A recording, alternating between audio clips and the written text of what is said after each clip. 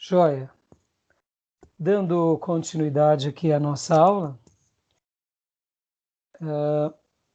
no finalzinho da aula passada, Felipe fez uma colocação, e eu queria deixar registrado aqui para os irmãos, sobre essa questão de termos o conhecimento de outras áreas. Não tem problema nenhum um seminarista conhecer de filosofia, biologia, medicina, ciência. O grande problema é quando nós tentamos, com essas ciências humanas, explicar a Deus. E eu mencionei, inclusive, que Immanuel Kant foi um grande filósofo e pensador cristão, porque até Immanuel Kant, a filosofia e a teologia ela se misturava, principalmente por causa da teologia católica apostólica romana, que teve uma aceitação muito grande dos filósofos para poder interpretar a fé. E o tomismo foi esse ponto alto. Mas com Immanuel Kant ele deixou uma divisão bem clara entre a filosofia e a teologia. Por isso que uma palavra que é comum usada por muitas pessoas, que é a minha filosofia cristã, até esse termo é errado. Porque se é cristianismo, a base do cristianismo é fé. Se é filosofia, a base da filosofia é o ser humano. Então, filosofia cristã não combina e não se adequa. Immanuel Kant, inclusive, ele fez uma abordagem muito interessante sobre essa questão. Ele falou o seguinte, que já que a filosofia a base é o ser humano, então não tem como você coadunar com a base da fé. Porque enquanto a filosofia trata como ser, e é por isso que os filósofos falavam ser ou não ser, eis a questão, a existência do homem, de onde viemos, para onde vamos, o que somos, a teologia, a base da teologia é Deus, e Deus é Espírito. Então, para que a gente pense em teologia, a gente tem que admitir que toda a construção de Deus é baseado em cima da fé. Fé no quê? Fé nas Escrituras, que é a revelação de Deus. E a filosofia, a base é o ser humano. Por isso que elas não podem se coexistir. Por quê? Porque em algum momento, mesmo que eu use de artifícios humanos para fazer uma leitura da Bíblia, em algum momento eu vou me chocar com ensinos, por exemplo, a ressurreição. A gente não explica a ressurreição pela mente humana. A gente não explica o pecado, a separação do homem do paraíso. Isso a gente só explica com base na fé e não na filosofia.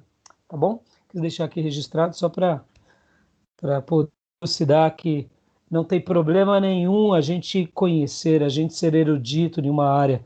O problema é quando nós nos perdemos na nossa soberba e queremos argumentar e dizer que Deus tem que ser assim porque acreditamos segundo os nossos conhecimentos. Por isso que Deus é eterno e nós somos seres humanos mortais. Vamos lá agora então para o grande reformador Martinho Lutero, página de número 14 do livro Heróis da Fé, que é um livro apenas auxiliar do livro texto que nós usamos em aula. Vale a pena aqui ser lido essa introdução. Lê para nós, Felipe, na página de número 13.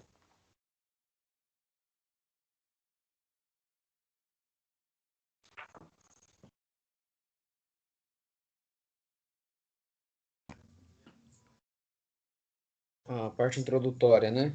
Sim. No cárcere sentenciado pelo Papa a ser queimado vivo, João Hus disse: podem matar o ganso, em alemão sua língua natal, Hus é ganso. Mas daqui a 100 anos, Deus suscitará um cisne que não poderão queimar. Enquanto caía a neve e o vento frio uivava, como fera em redor da casa, nascia esse cisne, em Eisleben, Alemanha. No dia seguinte, o recém-nascido era batizado na igreja de São Pedro e São Paulo. Como era dia de São Martinho, recebeu o nome de Martinho Lutero. 102 anos depois de João Hus expirar na fogueira, o cisne afixou, na porta da igreja de Wittenberg, as suas 95 teses contra as indulgências, ato que gerou a grande reforma. João Hus enganara-se em apenas 2 anos na sua predição. Quem foi John Hus? Foi um outro homem que também é considerado como um pré-reformador, que também foi morto porque ele começou a ensinar a palavra de Deus. Foi queimado vivo. Tratamos dele na aula da semana passada, quando falamos dos dissidentes. Continua para nós.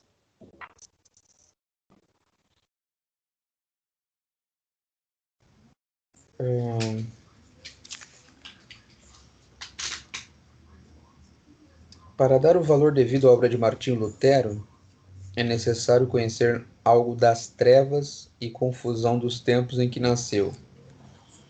Calcula-se que pelo menos 1 milhão de albigenses foram mortos na França, a fim de cumprir a ordem do Papa de que esses hereges, entre aspas, fossem cruelmente exterminados.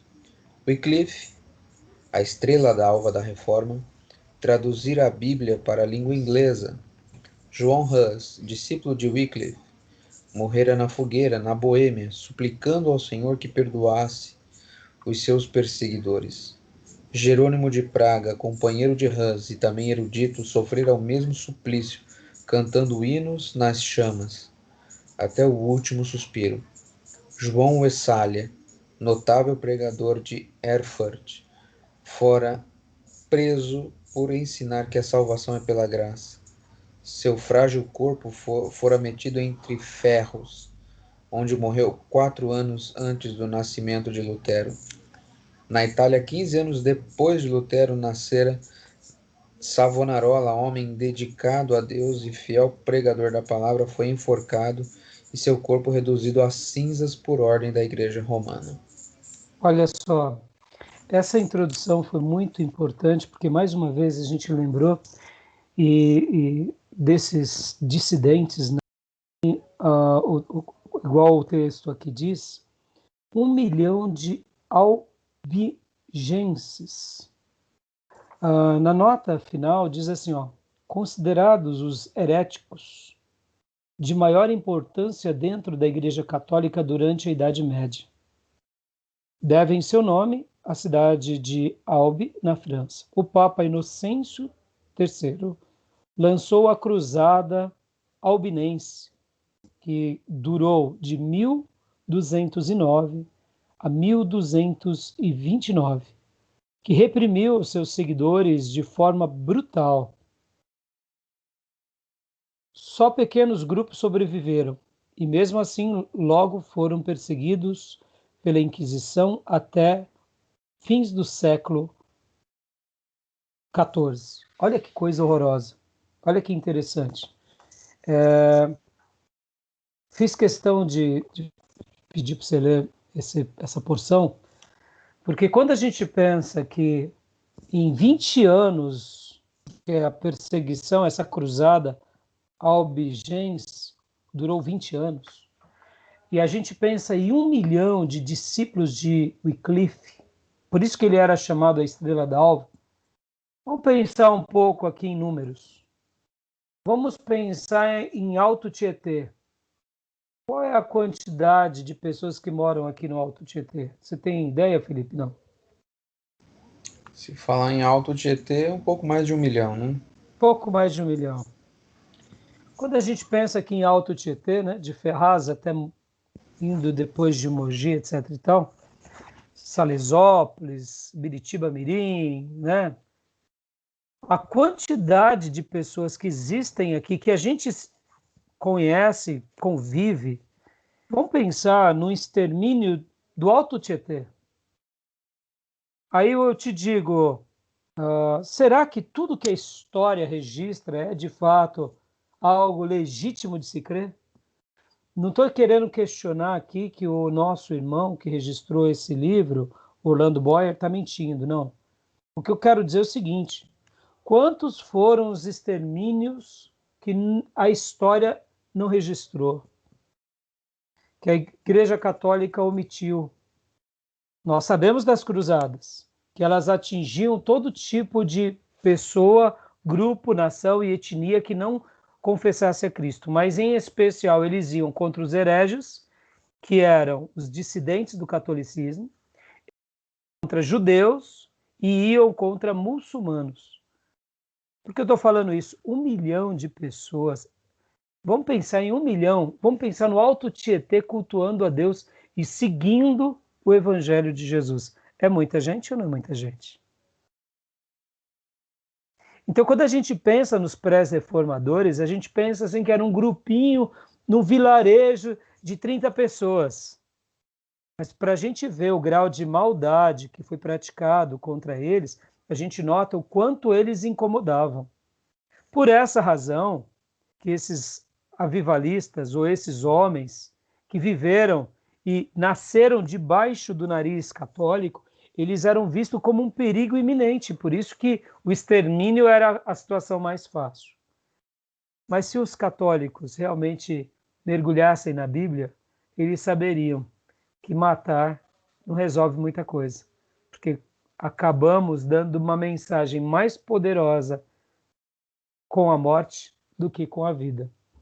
Se eles lembrassem e considerassem, por exemplo, o primeiro mártir da igreja, que sobre ele segurava as vestes dos judeus, que foi Paulo, né? Estevão, o primeiro mártir, mas quem mandou matar Estevão foi Paulo. Segurar as vestes era um termo de autoridade. Podem matá-lo porque eu, como representante legal do Sinédrio, estou autorizando vocês.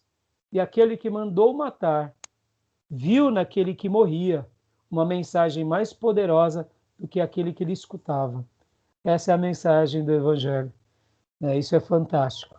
Então, essa síntese, mais uma vez citada, e essas expressões aqui por esses homens de Deus, e Wycliffe, a estrela d'alva da Reforma, só fortaleceram o que Lutero fez. Lutero foi mais um que Deus quis usar para uma obra diferenciada, tá bom? Então, para te dar um refresco, agora eu vou ler um pouco, e aqui, como eu disse, nessa parte nós não conseguiremos ler tudo, tá bom? Vamos lá. Em tempos assim nasceu Martinho Lutero, como muitos dos mais célebres entre os homens. Era de família pobre. Dizia ele: sou filho de camponeses. Meu pai, meu avô, meu bisavô eram herdeiros, eram verdadeiros camponeses. A isso acrescentava: há tanta razão para vangloriar-nos de nossa ascendência, quanto há para o diabo de orgulhar-se de sua linhagem angélica. Achei muito linda essa frase, né? Às vezes a gente se gaba de vir de berço esplêndido, né? Então, que o capeta se gabe, porque ele tem linhagem angélica, mas não quer dizer muita coisa, não, né? Eu achei muito interessante.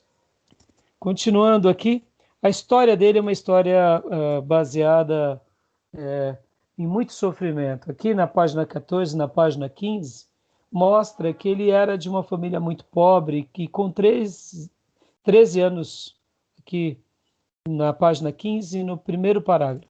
O pai de Martinho, satisfeitíssimo pelos trabalhos escolares do filho na vida onde morava, mandou-o aos 13 anos para a escola franciscana na cidade de Magdemburgo. O moço apresentava-se frequentemente no confessionário, onde o padre lhe impunha penitências e o obrigava a praticar boas obras para obter a absolvição. Esforçava-se incessantemente para adquirir o favor de Deus pela piedade, desejo esse que levou mais tarde a vida em convento. Para conseguir a sua subsistência em Magdeburgo, Martinho era obrigado a esmolar pelas ruas, cantando canções de porta em porta. Seus pais, achando que em Zinach passaria melhor, mandaram-no estudar nesta cidade, onde moravam parentes de sua mãe. Esses parentes, porém, não o auxiliaram, e o moço continuou a mendigar o pão. Olha que situação horrorosa, né? Uma situação bem típica da Idade Média para aqueles que viviam uma vida mais simples. Uma coisa interessante, irmãos, um dado histórico aqui, social. Na Idade Média tínhamos a corte, tínhamos o clero, tínhamos os príncipes, e dentro dos príncipes a corte, e depois tínhamos o povo. Então quem nascia no campo, quem era camponês, quem era ferreiro, era comum que a sua linhagem continuasse sendo ferreiro, que era comum que ele continuasse sendo agricultor, e os únicos que tinham privilégio à educação eram os que estavam na corte, que eram os líderes religiosos e os príncipes. Então, quem não fazia parte dessa nata estava sobre tinha uma subvida e possivelmente não tinha uma perspectiva de vida. Se ele nascesse numa família de ferreiro, ele continuava sendo ferreiro. Era assim. A reforma protestante, ela muda o paradigma, porque essa situação da corte, do império e do domínio católico já era estabelecido. Por isso que quem recebia a instrução era simplesmente os da corte. E quem não era da corte e recebia instrução, tinha também um grupo. Quem era o grupo que recebia instrução? Tinha o grupo que era o grupo da religião. Então, por isso que muitas pessoas, se elas queriam estudar, elas tinham automaticamente que assumir um papel que era o papel como que é o nome? De se tornar monge. Porque o ensino estava diretamente sob o cuidado e a tutela dos monastérios. E os monastérios educavam quem? O rei e a corte. Então, por isso que um trabalhava em sincronia com o outro. E o povo? O povo sofria. O povo era povo, não tinha perspectiva.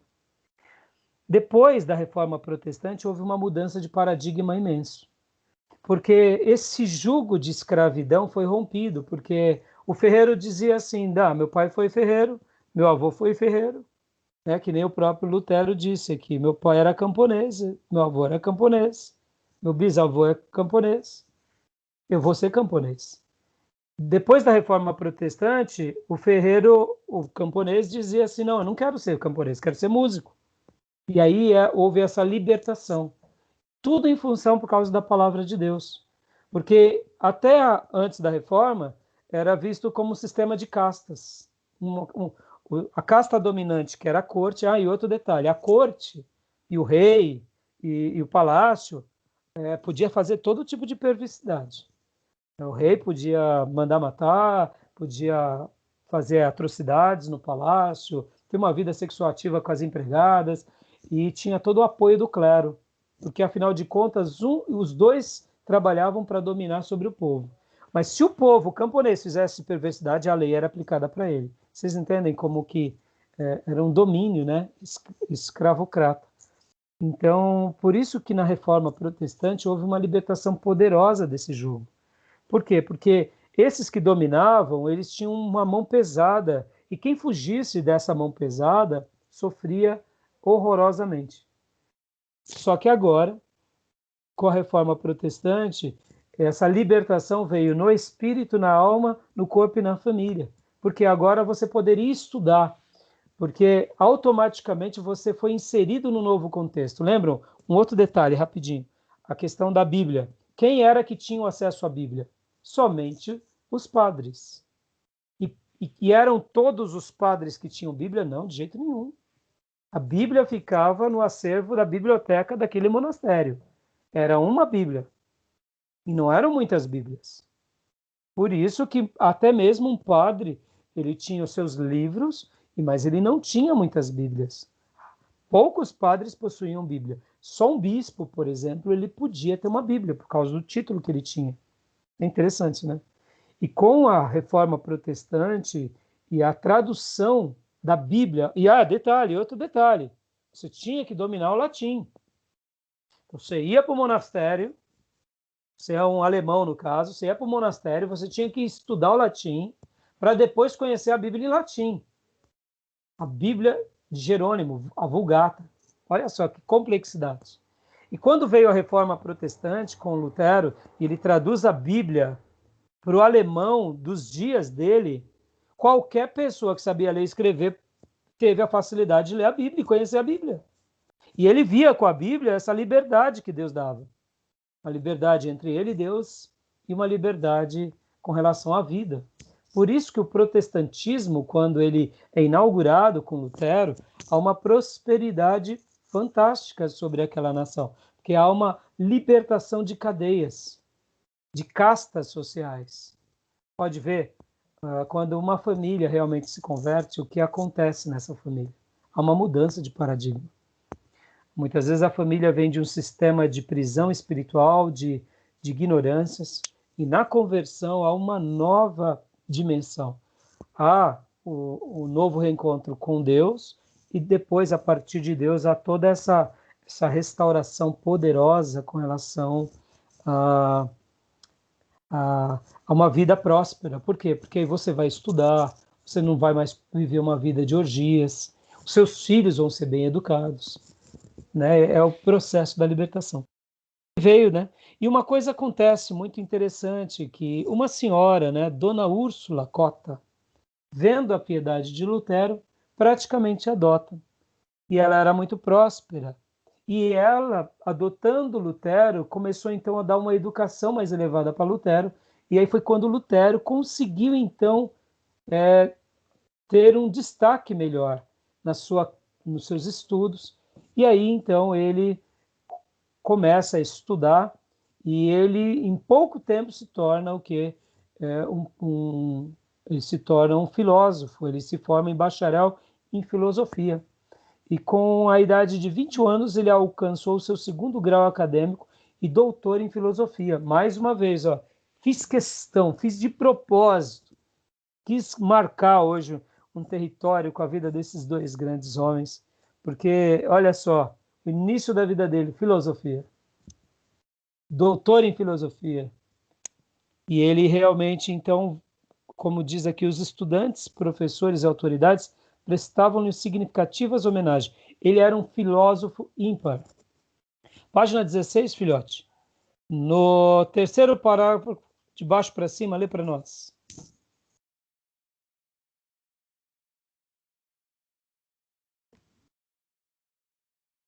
Havia dentro dos muros de Herford 100 prédios que pertenciam à igreja, inclusive 8 conventos. Havia também uma importante biblioteca que pertencia à universidade, e ali Lutero passava todo o tempo de que podia dispor. Sempre suplicava fervorosamente a Deus que o abençoasse nos estudos. Dizia ele: orar bem é a melhor parte dos estudos. Acerca dele escreveu certo colega: cada manhã ele procede seus estudos com uma visita à igreja e uma prece a Deus. Seu pai, desejoso que seu filho se formasse em direito e se tornasse célebre, comprou-lhe a caríssima obra Corpus Juris. Mas a alma de Lutero suspirava por Deus, acima de todas as coisas. Vários acontecimentos influenciaram-no a entrar para a vida monástica, passo que entristeceu profundamente seu pai e horrorizou seus companheiros de universidade.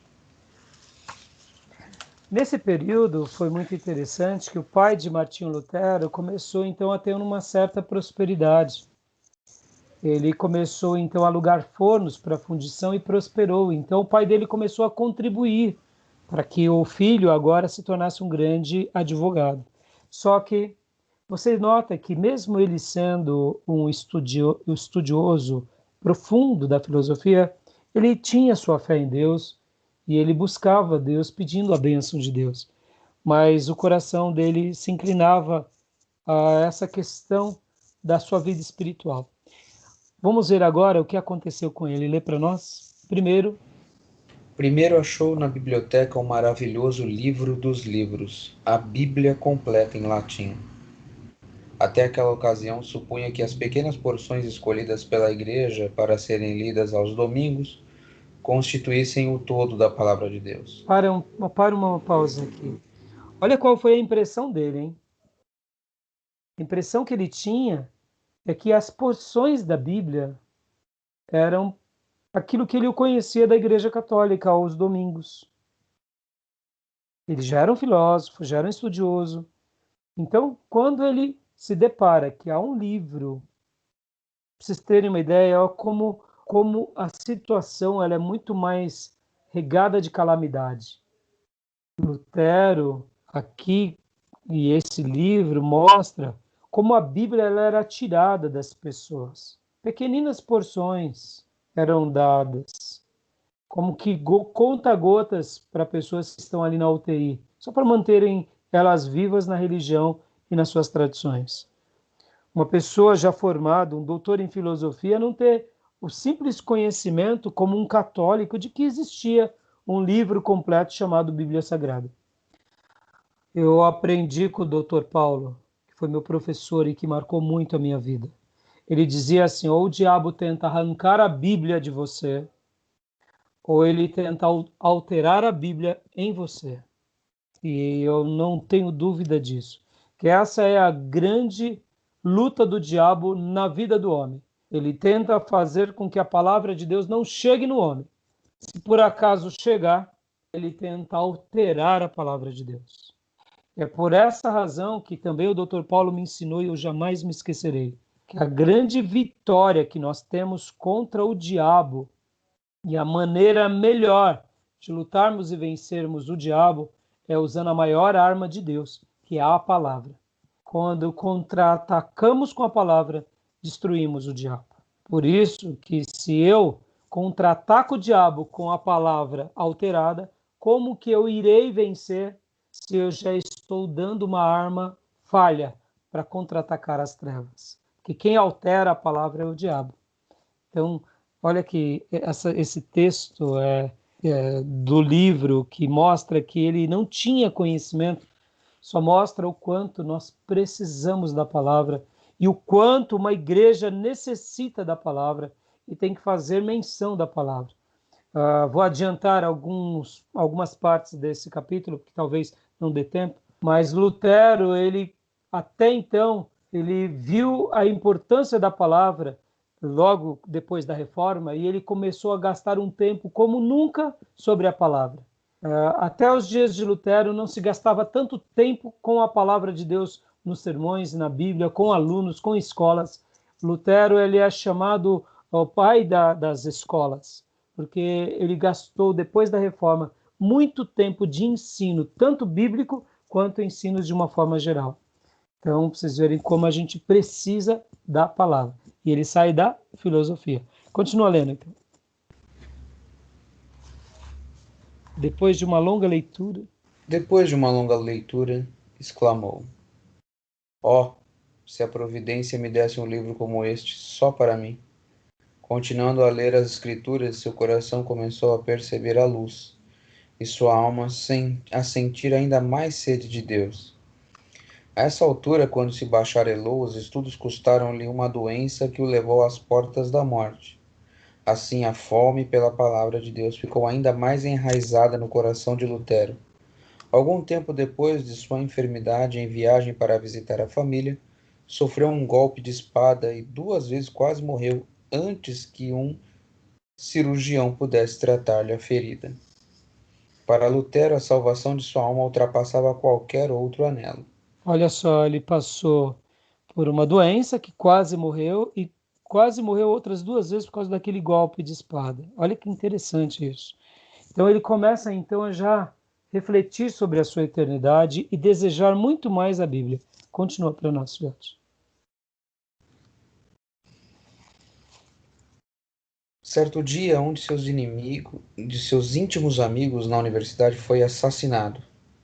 Ah, exclamou Lutero, horrorizado. O que seria de mim se eu tivesse sido chamado desta para outra vida tão inopinadamente?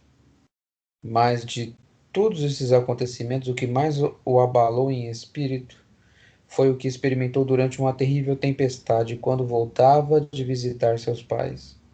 Não havia abrigo próximo. Os céus estavam em brasa, os raios rasgavam as nuvens a cada instante. De repente, um raio caiu ao seu lado. Lutero, tomado de grande susto e sentindo-se perto do inferno, prostrou-se gritando: Santana, salva-me e tornar-me-ei monge. Aí, esse é o ponto alto. Alguns outros relatos de alguns outros historiadores dizem que estava ele e um amigo da Universidade de Direito. O amigo morreu, ele não. Nesse momento, então, ele quis realmente se tornar um monge pedindo socorro se caso ele sobrevivesse. E aqui entra a fase em que ele vai para o monastério, e aí ele chega de fato ao monastério. E no monastério ele se dedica imensamente, com toda a piedade, com toda a dedicação.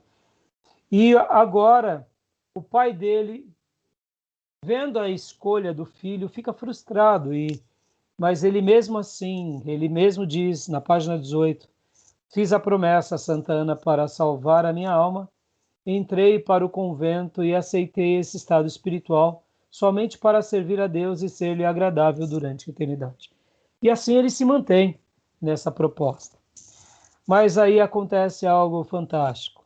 No segundo parágrafo, de baixo para cima, lê para nós, Felipe. Certo dia, Lutero achou na biblioteca do convento uma velha Bíblia latina, presa à mesa por uma cadeia. Achara, enfim, um tesouro infinitamente maior que todos os tesouros literários do convento. Ficou tão embevecido que durante semanas inteiras deixou de repetir as orações diurnas da ordem. Então, despertando pelas vozes de sua consciência, arrependeu-se de seu desleixo. Era tanto remorso que não podia dormir. Apressou-se a reparar o seu erro. Fê-lo com tanto anseio que não se lembrava de alimentar-se.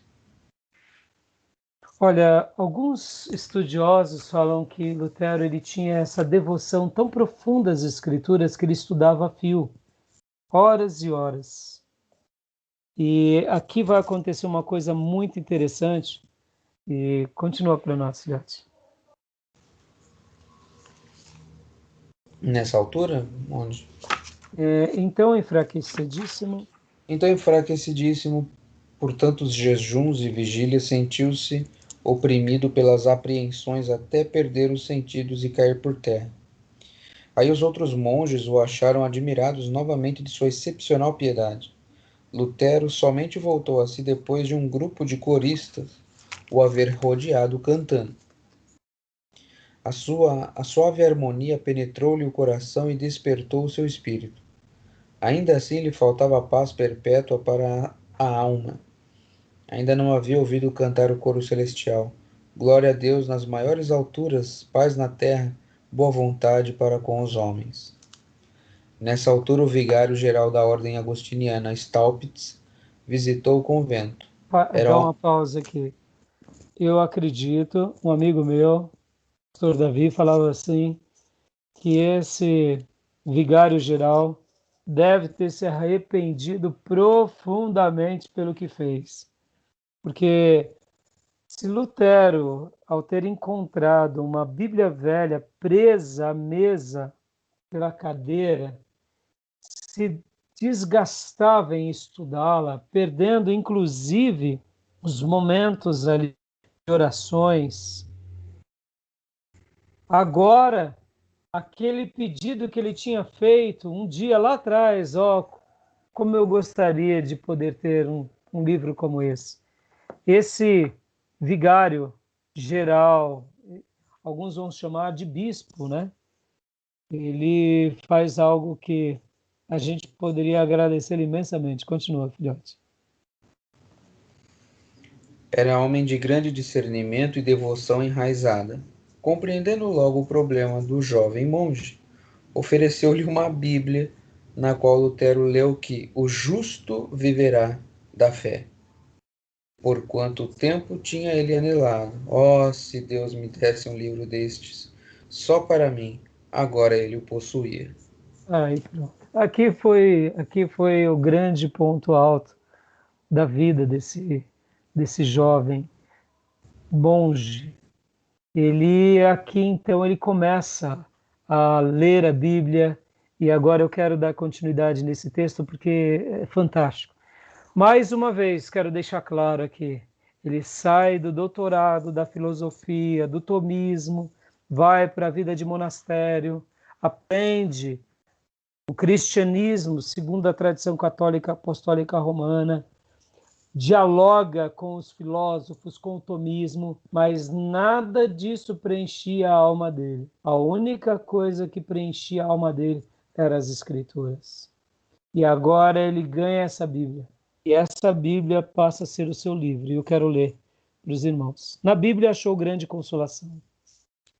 Mas a leitura não podia completar-se em um dia. Ficou mais determinado do que nunca a alcançar paz na sua alma, na vida monástica, jejuando e passando noites a fio sem dormir. Gravemente enfermo, exclamou: os meus pecados, os meus pecados. Apesar de sua vida ter sido livre de manchas, como ele afirmava, e outros testificavam, sentia sua culpa perante Deus, até que um velho monge lembrou-lhe uma palavra do credo: creio na remissão dos pecados. Viu então que Deus não somente perdoara os pecados de Daniel e de Simão Pedro, mas também os seus. Pouco tempo depois desses acontecimentos, Lutero foi ordenado padre. A primeira missa que celebrou foi um grande evento. O pai, irreconciliável, desde o dia em que o filho abandonara os estudos de advocacia, assistiu à primeira missa de Lutero, vindo a cavalo de Mansfield, com uma boa oferta para o convento, acompanhado de 25 amigos. Depois de completar 25 anos de idade, Lutero foi nomeado para a cadeira de filosofia em Wittenberg, para onde se mudou a fim de viver no convento da sua ordem. Sua alma, porém, anelava pela palavra de Deus e pelo conhecimento de Cristo. No meio das ocupações do professorado, dedicou-se ao estudo das Escrituras e no primeiro ano conquistou o grau de Baccalaureus ad Biblia. Sua alma ardia com o fogo dos céus e todas as partes acorriam multidões para ouvir os seus discursos, os quais fluíram abundante e vividamente do seu coração, sobre as maravilhas verdadeiras reveladas nas Escrituras. Um dos mais afamados professores de Leibniz, conhecido como Luz do Mundo, diz: este frade há de envergonhar todos os doutores, há de propalar uma doutrina nova e reformar toda a igreja, porque ele se baseia na palavra de Cristo, palavra a qual ninguém no mundo pode resistir e que ninguém pode refutar, mesmo atacando-a com todas as armas da filosofia. Olha que coisa fantástica, olha que inclinação. Deixo aqui mais uma vez a ênfase, ele sai da filosofia, sai de uma vida articulada nos pensamentos humanos e agora ele mergulha na teologia, num contexto filosófico, num contexto antiprotestantismo, num contexto em que o que ele estava fazendo era seguir os hereges, mas ele não teve medo, ele não teve dúvida. Isso é realmente fantástico. Merece a nossa consideração, merece o nosso espelho de não ter medo de crer na Bíblia. Eu me lembro que, em certa ocasião, eu falei aos alunos, eu não me recordo agora se foi no seminário, se foi numa escola bíblica, eu disse assim, um católico, ele não tem vergonha de adorar os seus ídolos. Ele adora os seus ídolos com ousadia. Muitas vezes um cristão vai falar da palavra de Deus, ele pede licença. Oh, dá licença, não quero te ofender. É claro que temos aqueles cristãos mal educados que ofendem, apontam o dedo. Não é isso. Esquece essas pessoas. Nós temos que declarar a palavra de Deus com tranquilidade. Domingo, por exemplo, eu preguei um texto que é muito difícil, mas o texto diz algo que a gente tem que considerar. Ponto final. Se Deus ensinou que Jonas foi engolido por um grande peixe. E se Jesus endossou que Jonas ficou no ventre do grande peixe por 3 dias, é porque aquilo foi verdade.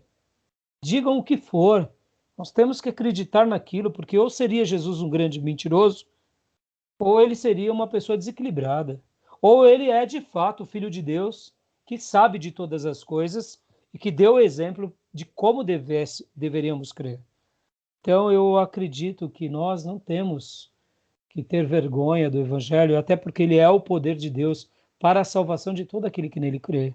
Nós precisamos declarar a palavra, declarar ela inteira, e se entenderem ela, ótimo, se não entenderem, muito bem, se nós também não entendermos em alguns pontos, muito bem também, porque de fato em alguns momentos a gente não vai entender, porque é uma questão de fé. Então eu vejo em Lutero essa pessoa que não usou, olha que fantástico, ele não usou dos artifícios da filosofia para explicar a teologia. Ele simplesmente pregou a fé pela fé nos termos de Deus. Fantástico. Continuando aqui, um dos pontos iluminantes da biografia de Lutero é a visita a Roma. Isso daqui foi fantástico. Havia surgido uma disputa reninha entre 7 conventos dos agostinianos, os quais decidiram deixar os pontos de dissidência para o Papa resolver. Lutero, sendo um homem da mais hábil e eloquente, além de altamente apreciado e respeitado por todos os que o conheciam, foi escolhido para representar o seu convento em Roma. Fez a viagem a pé, acompanhado de outro monge. Nesse ponto, Lutero ainda continuava a dedicar-se fiel inteiramente à Igreja Romana. Quando, por fim, chegaram ao ponto da escada onde se avistava a famosa cidade, Lutero caiu em terra e exclamou: Saúdo-te, santa cidade. Os 2 monges passaram um mês em Roma, visitando os vários santuários e os lugares de peregrinação. Lutero celebrou missa 10 vezes. Lastimou ao mesmo tempo que seus pais ainda não tivessem morrido, a fim de poder resgatá-los do purgatório. Um dia, subindo a santa escada de joelhos, desejando a indulgência que o chefe da igreja prometia por este ato, ressoaram nos seus ouvidos, como voz de trovão, as palavras de Deus: o justo viverá pela fé. Lutero ergueu-se e saiu envergonhado. Louvado seja Deus. 2 textos bíblicos mencionam essa expressão, em Abacuque e em Romanos. O justo viverá pela fé. Pastor, mas é tão pouco. Que fosse um texto. Se a Bíblia é sagrada, não importa. Precisamos de um texto para validar que o texto é divino e é sagrado. E aqui Lutero foi inflamado por uma mensagem que desconstruía todos os seus credos. Porque depois da corrupção generalizada que vinha em Roma, sua alma aderiu à Bíblia mais do que nunca. Ao chegar novamente ao seu convento, o vigário-geral insistiu que desse os passos necessários para obter título de doutor, o qual teria o direito de pregar. Lutero, porém, reconhecendo a grande necessidade perante Deus e não querendo receber, disse: não é de pouca importância que o homem fale em lugar de Deus. Ah, Senhor doutor, fazendo isso, me tirais a vida. Não resistirei mais que 3 meses. O vigário-geral respondeu-lhe: seja assim, em nome de Deus, pois o Senhor também necessita nos céus de homens dedicados e hábeis. O coração de Lutero, elevado à dignidade de doutor em teologia, abrasava-se ainda mais do desejo de conhecer as Sagradas Escrituras e foi nomeado pregador de Wittenberg. Os livros que estudou e as margens cheias de anotações que escreveu em letras miúdas servem aos eruditos atuais como exemplo de como cuidadosa, minuciosa, os eruditos atuais como exemplo de como cuidadosa e minuciosamente estudava tudo em ordem. Ou seja, ele realmente se aplicou a estudar as Escrituras mais do que nunca. E aqui ele deixa registrado aqui algumas citações das suas notas de rodapé. Querido, é tão forte isso para nós. É por isso que eu amo a fé protestante, a fé bíblica, pregada por homens simples e pessoas simples e que pregam a Bíblia. porque é a Bíblia que alimentará a nossa alma, é a Bíblia que nos convencerá. Quem que convenceu Lutero foi o próprio Espírito Santo. O contato com a Bíblia fez ele ter esse encontro. Então é maravilhoso poder hoje lembrar da vida e da obra desse grande homem. Lê para nós aqui acerca da grande transformação da sua vida nesse tempo, ele mesmo escreve. Lê para nós o que ele escreve. Desejando ardentemente compreender as palavras de Paulo, comecei o estudo da Epístola aos Romanos. Porém, logo no primeiro capítulo consta que a justiça de Deus se revela no Evangelho, versículos 16 e 17. Eu detestava as palavras a justiça de Deus, porque conforme foi ensinado, eu a considerava como um atributo de Deus santo que o leva a castigar os pecadores. Apesar de viver irrepreensivelmente como monge, a consciência perturbada me mostrava que era pecador perante Deus. Assim, odiava a um Deus justo, que castiga os pecadores. Senti-me ferido de consciência, revoltado intimamente, contudo voltava sempre para o mesmo versículo, porque queria saber o que Paulo ensinava. Depois de meditar sobre esse ponto durante muitos dias e noites, Deus, na sua graça, me mostrou a palavra. O justo viverá da fé. Vi então que a justiça de Deus nesta passagem é a justiça que o homem piedoso recebe de Deus, pela fé, como dádiva. Esse pensamento que ele tinha era natural, porque tudo se comprava. Você tinha que pagar as penitências, as indulgências para obter a graça de Deus. Então ele tinha uma relação muito de um Deus muito vingativo e de um Deus muito punitivo. E enxergar que Deus poderia perdoá-lo foi um milagre. Por quê? Porque de fato esse ensino não era pregado. Dessa forma, a alma de Lutero saiu da escravidão. A respeito disso, ele mesmo escreveu: então me achei recém-nascido e no paraíso. Todas as escrituras tinham para mim outro aspecto. Perscrutava-as para ver tudo quanto ensinava sobre a justiça de Deus. Antes, estas eram palavras. Eram-me detestáveis. Agora as recebo como mais intenso amor. A passagem me serviu como a porta para o paraíso. Em outras palavras, ele compreendeu pela primeira vez o que era a graça de Deus e o poder da redenção pela graça, pelo fato de crer em Deus. Depois dessa experiência, pregava diariamente. Em certas ocasiões, pregava até 3 vezes ao dia, conforme ele mesmo conta. Olha que frase fantástica essa. O pastor é para o rebanho, a casa para o homem, o ninho para o passarinho, a penha para a cabra montês, o arroio para o peixe, a Bíblia para as almas fiéis. Oh, irmão, é magnífico. Por isso que quando alguém tenta anular a Bíblia, na minha opinião, ele já está mais do que desviado. Porque a Bíblia, ela será o alimento para a alma de qualquer um. Jesus disse que nem só de pão viverá o homem, mas sim de toda palavra que procede da boca de Deus.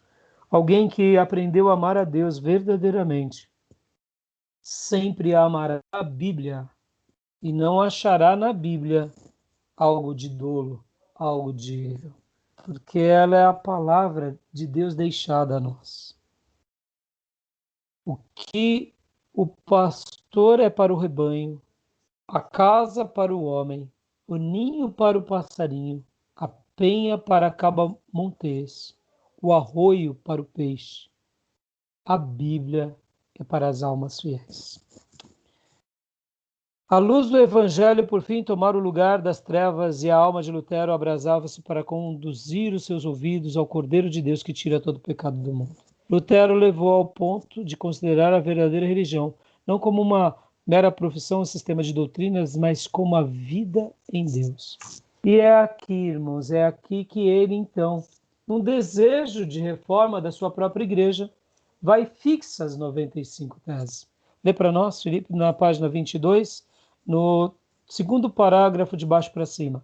A fama do jovem monge. A fama do jovem monge espalhou-se até longe. Entretanto, sem o perceber enquanto trabalhava incansavelmente para a igreja, já havia deixado o rumo liberal que ela seguia em doutrina e prática. Em outubro de 1517, Lutero afixou à porta da igreja do castelo, em Wittenberg, as suas 95 teses, cujo teor resume-se em que Cristo requer o arrependimento e a tristeza pelo pecado, e não a penitência. Lutero as afixou para um debate público na porta da igreja, como era costume nesse tempo. Mas as proposições escritas em latim foram logo traduzidas para o alemão, holandês e espanhol. Antes de decorrido um mês, para a surpresa de Lutero, já estavam na Itália, fazendo estremecer os alicerces do velho edifício de Roma. Foi do ato de pregar em lugar público as 95 teses que nasceu a reforma. Isto é, que tomou forma o grande movimento de almas que em todo o mundo ansiavam voltar para a fonte pura, a palavra de Deus. Contudo, Lutero não tencionara atacar a Igreja Romana. Antes pensou em fazer a defesa do Papa contra os vendedores de indulgências. Você vê, irmãos, que uma coisa que me fascina é a postura de reforma desses homens. Eles querem ajeitar o que está estragado, mas eles usam o quê? A maior arma de Deus, que é a palavra. E eles não têm medo de usar a palavra. E agora que é onde começa então todo o processo da reforma. Roma chama ele para ele poder então dar uma satisfação.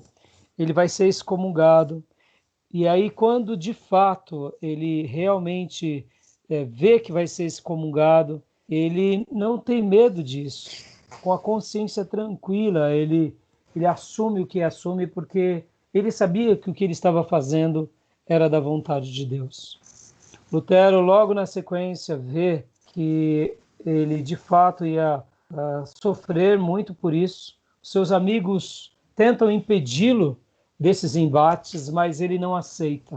Ele mesmo continua insistindo, continua aceitando ir aos seus líderes para falar, mesmo sabendo que ele corria risco de ser morto. É uma frase que ele diz aqui na página 23, no finalzinho, quando um amigo dele chega para ele e tenta impedi-lo, né? Olha, vou ler o último parágrafo da página 23. Nesse interim, o imperador Carlos V, que ia convocar a sua primeira dieta, ou assembleia política, na igreja de Worms, queria que Lutero comparecesse para responder pessoalmente aos seus acusadores. Os amigos de Lutero insistiam em que recusasse a ir. Não foram João Hus entregue a Roma para ser queimado, apesar da garantia de vida por parte do imperador? Ou seja, estão lembrando ele, olha, João Hus não tinha garantia e não morreu? Mas em resposta a todos os que se esforçavam por dissuadi-lo de comparecer perante seus terríveis inimigos, Lutero, fiel à chamada de Deus, respondeu: até que haja em Ors tantos demônios quanto sejam as telhas nos telhados, confiando em Deus, eu irei, e em Deus eu aí estarei. Depois de dar ordens acerca do trabalho, no caso dele não voltar, partiu. Ou seja, ele não teve medo. Ele era também um escritor, e aqui diz, né, que enquanto ele ia fazer essa sua viagem, na sua viagem para o Oz, o povo afluía em massa para ver o grande homem que teve coragem de desafiar a autoridade do Papa. Foi uma coisa inédita. Você viu, ele fixou a tese, deixou presa para debater e poder reformar. Mal imaginava que aquele texto teria sido traduzido do latim para o alemão, para o espanhol, e se espalhou. E isso tudo criou uma comoção, porque as pessoas viram nele uma pessoa diferente. Isso me faz lembrar as mensagens de Jesus. Enquanto ele pregava, muitos diziam, ele fala com autoridade. Ele não fala como os demais líderes. E aqui diz o texto que na sua viagem para Oz, o povo afluiu em massa para ver o grande homem que teve coragem de desafiar a autoridade do Papa, embora pregou ao ar livre porque as igrejas não mais comportavam as multidões que queriam ouvir seus sermões. Ao avistar as torres das igrejas de Worms, levantou-se na carroça em que viajava e cantou o hino de sua teoria em Fitzberg, que é o Castelo Forte, que se tornaria o mais famoso da Reforma. Então, aqui a gente vê o quanto ele foi ousado, o quanto ele foi célebre, o quanto ele foi majestoso. E ele, então, insistiu, peitou as autoridades, não negou em nenhum momento a sua fé, né? Aqui no penúltimo parágrafo diz, sabendo que tinha que comparecer perante uma das mais importantes assembleias de autoridades religiosas e civis de todos os tempos, Lutero passou a noite anterior em vigília, prostrado com o rosto em terra, lutou com Deus, chorando e suplicando. Nos faz lembrar o Getsemane. Isso tudo, irmão, só mostra o quê? Ele era um homem piedoso, ele acreditava em Deus, ele acreditava na intervenção de Deus. Ele sabia que podia morrer, mas ele não temia a morte. O que ele temia era perder a salvação da sua alma. Prostrado com o rosto em terra, lutou com Deus, chorando e suplicando. Um dos seus amigos ouviu orar assim: ó Deus Todo-Poderoso, a carne é fraca, o diabo é forte. Ah, Deus, meu Deus, que perto de mim esteja contra a razão e a sabedoria do mundo. Falo, pois somente tu o podes fazer.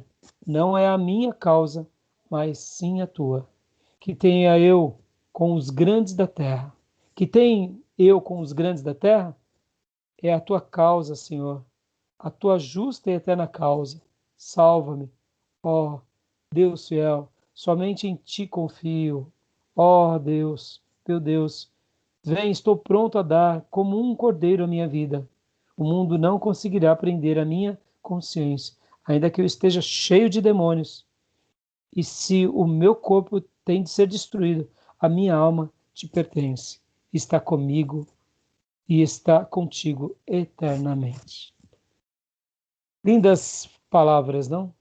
Leia para nós agora na página 25, no primeiro parágrafo, quando o núcleo do Papa exigiu que Lutero... Quando o núncio do Papa exigiu de Lutero perante a augusta Assembleia que se retratasse, ele respondeu: se não me refutardes pelo testemunho das Escrituras ou por argumentos, uma vez que não creio somente nos papas e nos concílios, por ser evidente que já muitas vezes se enganaram e se contradisseram uns aos outros, a minha consciência tem de ficar submissa à palavra de Deus. Não posso retratar-me, nem me retratarei de qualquer coisa, pois não é justo nem seguro agir contra a consciência. Deus me ajude. Amém. A minha consciência tem que ficar submissa à palavra de Deus. Meu irmão, por isso que eu falei, não, eu vou falar hoje de Lutero, eu vou falar de Savonarola, porque eu quero deixar essa marca nessa aula de hoje. A gente vai ter muita coisa para fazer, se a gente precisar, a gente arrasta mais. Mas uma consciência submissa e plena à palavra de Deus.